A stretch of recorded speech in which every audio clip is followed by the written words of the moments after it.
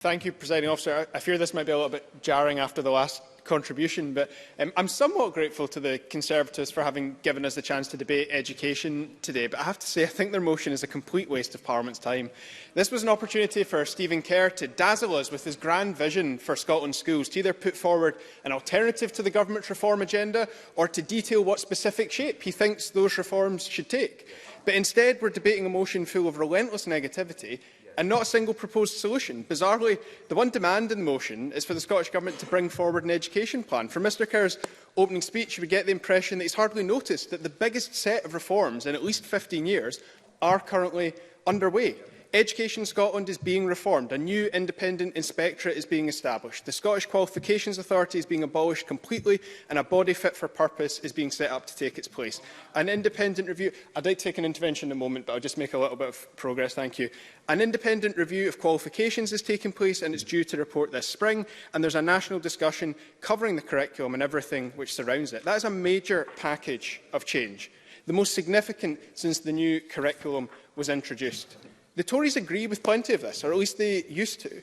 By last summer, we'd achieved a consensus amongst all parties on the need to replace the SQA and the need to establish an independent inspectorate. I know from 6 years of sitting on Parliament's Education Committee that MSPs of all parties have long been frustrated by the underperformance of Education in Scotland and agreed on the need for change there. I recognise that we disagree significantly on the future of exams, but previous Conservative education spokespeople have certainly had thoughts about changes they would like to see to the curriculum, short of the frankly cynical calls to scrap the curriculum for excellence entirely. So why, when there is so much opportunity for all parties to shape these reforms, are we debating a motion which makes no proposal of its own, other than to demand that the Scottish Government do something? I feel I should take Mr Whitfield's intervention first, but I will then take an intervention from Ms Smith. Martin Whitfield. I'm very grateful to Ross Greer in giving way. Does he not agree with me, though, that the new SQA is going to mark its own homework? And that was one of the great challenges the existing SQA has with the proposals the government announced last week. Ross Greer.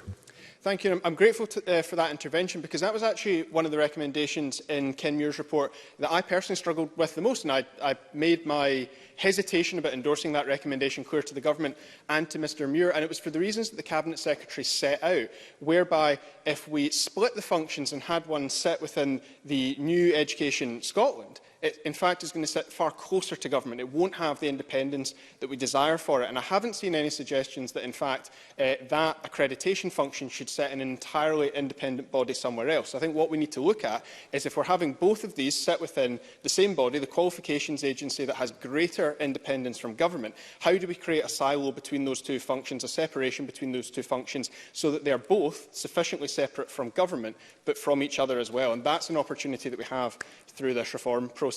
I'll take Ms Smith's intervention as Liz well. Smith. Mr Greer, I think I remember, and you will correct me if I'm wrong, that on 3 occasions when the Conservatives had a motion on education, the Greens, Labour and Liberals all voted with us, because you were concerned about SNP education policy. What happened to that persuasion that you have with your ministers now? Ross Greer, and I can give you some of that time back. I appreciate that, Presiding Officer. Ms Smith is quite right. In the last session, we were deeply concerned about SNP education policy, which is why, particularly off the back of the SQA shambles in 2020, but since then, we've managed to persuade not just the Greens, but others as well, we've managed to persuade the Government to take a different path. We collectively, the opposition parties in the last session, forced the SNP to withdraw an education reform bill that would not have addressed the challenges in education. But we are now seeing a series of reforms that Ms Smith will know I've campaigned for a long time, particularly around reform of exam and assessment, particularly around replacement of the SQA. We are now seeing a reform package much closer to what the Greens have been proposing over many years than what we saw in the last session. I mean, take exams as a specific example. The Greens are looking forward to the results of Professor Hayward's review early next year. That process is a direct result of our intervention in the 2020 SQA scandal, because we didn't think it was good enough to simply restore the grades and move on, essential as it was to do that. The 2020 incident and the comparative data sets we have from pre-pandemic versus those alternative models in each pandemic year made clear a deeper problem in our qualification system, one which some of us have been pointing out for many years. Why is it that the traditional high-stakes end-of-term exam model, the one we've used since the Victorian era, results in such a wide attainment gap between those from the most and least deprived backgrounds, whereas models which base grades on evidence generated through continuous assessment or teacher judgment result in a far narrower gap? I've never believed that the high-stakes exam model was the most accurate or useful way of assessing a young person's knowledge and abilities. They always felt more like tests of how quickly you could write things down or how much memorised content you could just recite on cue. And of course, they leave young people vulnerable to having their course in life thrown off by a single bad day, whether it be due to sickness, lack of sleep the night before, or any other reason. But now we have a data set which strongly suggests that they also contribute to a wider attainment gap than would otherwise have been the case.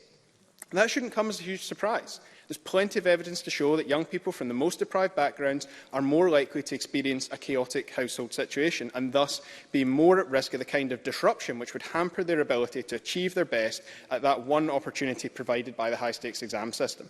Continuous assessment models, on the other hand, are better able to recognise a young person's true knowledge and abilities through the generation of evidence over time, so no one incident scuppers their chances of getting the grade they deserve. Presiding Officer, of course there are challenges in our education system. The Government is trying to solve them. Take last week's additional support for Learning Action Plan and the commitments from the Greens manifesto that it includes. The opposition doesn't need to agree, and it absolutely should scrutinise these reform plans. But when no alternative is provided, I can't come to any other conclusion than the fact that the opposition doesn't take itself particularly seriously. I'm greatly relieved that the Tories seem to have no plan to replace this SNP Green government. If they had a plan to replace us, presumably they would have a plan to actually implement their own policy agenda, but they don't seem to have one. This government, on the other hand, does have a plan. Reform is underway despite the challenges, and I'm looking forward to seeing the results of those reforms. Thank you, Mr Greer.